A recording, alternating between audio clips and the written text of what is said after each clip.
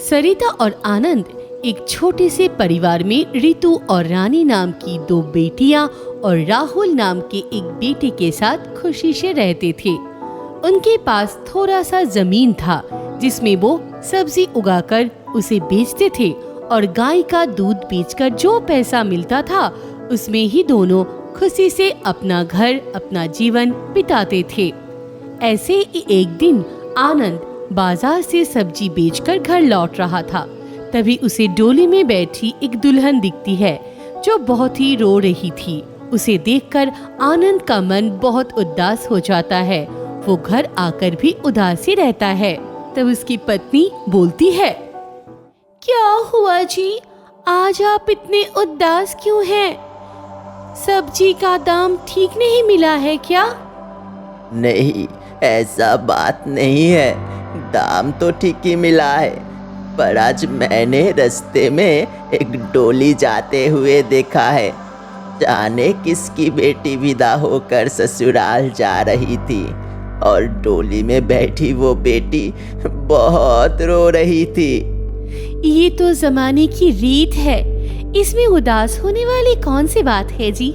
कल को हमारी बेटियां भी बड़ी होंगी, उन्हें भी तो विदा करना होगा, अपने ससुराल जाएंगी वो। सरिता, इसी बात से तो मन आज बहुत उदास हो गया। बेटियों पर कितना भी खर्चा कर लो, कितना ही लाड प्यार से पाल लो, फिर भी रहेंगी तो वो किसी पराया घर की अमानत ही ना। और बेटे को कैसे भी पालो, आखिर सहारा तो वही बनेगा। आज क्या हो गया है आपको? ये कैसे बातें कर रहे हैं आप? मुझे तो कुछ भी समझ नहीं आ रहा है जी। सरिता, मैंने हमारे तीनों बच्चों के लिए कुछ सोचा है। रितु और रानी को हम गांव में ही पढ़ाएंगे, लेकिन राहुल को मैं शहर भेजना चाहता हूँ। उसे अच्छे से स्कूल में पढ़ाना चाहता हूँ ताकि वो बड़ा होकर अच्छा नौकरी करे। आखिर हमारा सहारा तो वो ही बनेगा ना। रितु और रानी तो एक दिन विदा होकर अपने घर चली जाएगी। हाँ, बात तो आप ठीक ही कह रहे हैं। ये तो मैं भी चिंता कर रही थी कि मेरा बेटा शहर जाकर बड़ा अफसर बनेगा। आनंद और सरिता की ये बातें बाहर खेल रहे तीनों बच्चे सुन लेते हैं और बिछड़ जाने के गम से तीनों उदास हो जाते हैं। तभी रानी राहुल से कहता है, भैया, क्या तुम शहर चले जाओगे? फिर तुम रोज शहर से हमारे साथ खेलने कैसे आ पाओगे? और रीतू दीदी के हाथ का खीर भी नहीं खा पाओगे। अरे रानी, तू परेशान मत हो, पिताजी के बोलने से क्या होता है। मैं कभी शहर नहीं जाऊंगा। मुझे तुम दोनों के साथ ही खेलना है और मैं रीतू दीदी के हाथ की बनाई हुई खीर पूरी जिंदगी खाऊंगा। तू देखना, मैं अपने इस गांव को छोड़कर कभी नहीं जाऊंगा। नहीं राहुल, ऐसा नहीं कहते। पिताजी तुम्हारे बारे में कुछ अच्छा ही सोचा होगा ना, तभी ऐसी बात कर रहे हैं। कुछ ही दिनों में आनंद पैसों का इंतजाम कर लेता है।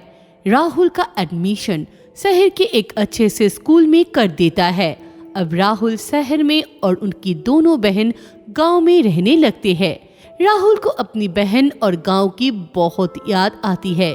रितु और रानी को भी राहुल की याद आती है। एक दिन रानी सरिता और आनंद से कहती है, माँ, कितने दिन हो गए राहुल भैया को देखे हुए। क्या वो अब कभी गांव नहीं आएंगे? भैया को शहर क्यों भेज दिया माँ? स्कूल के मास्टर जी भी पूछ रहे थे कि सिर्फ भैया को ही क्यों शहर भेज दिया पढ़ने के लिए। रीतू दीदी और मुझे क्यों गांव के स्कूल में पढ़ा रहे हैं? सरिता कुछ कह पाए इससे पहले ही पीछे बैठा हुआ आनंद रीतू पर गुस्सा होता है और कहता है, तू अभी इतना समझदार नहीं है कि तुझे यह बात समझ में आ जाएगा।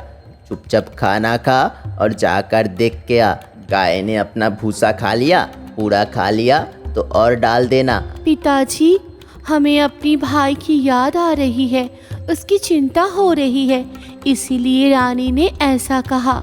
आप गुस्सा मत होइए पिताजी, हम आपको परेशान नहीं कर सकते हैं।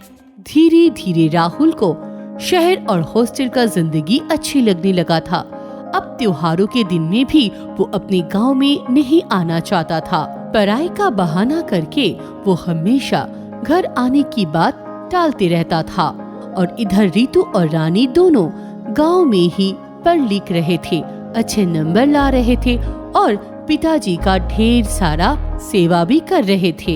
एक दिन सुबह सुबह, रितु रितु जा गांव में दूध देकर आ जा, तेरे पिताजी आज नहीं जा पाएंगे, उनकी तबीयत ठीक नहीं है। माँ, रितु दीदी को रोज स्कूल जाने में देर हो जाती है।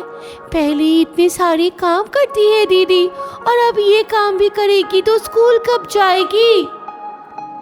रानी, तू चुप हो जा। माँ, तुम चिंता मत करो, मैं अभी दूध देकर कर आती हूँ। तुम पिताजी का ध्यान रखो। ऐसे ही कुछ साल बीत जाते हैं। तीनों बच्चे बड़े हो गए हैं। रितु घर का काम करने के साथ साथ ही रोज गांव में दूध भी देने जाया करती थी। एक दिन आनंद सरिता से कहता है, इस बार जब मैं राहुल से मिला था तो वो बहुत ही कमजोर लग रहा था। मुझे लगता है उसकी तबीयत खराब है, उसे घर का पौष्टिक भोजन की जरूरत है। पिताजी, आप कुछ दिनों के लिए भैया को गांव बुला लीजिए, हम सब उनका अच्छे से ध्यान रखेंगे।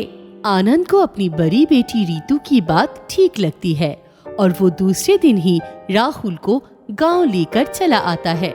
राहुल आना तो नहीं चाहता था, लेकिन पिताजी के जिद के आगे मजबूर होकर इस बार गांव आ जाता है।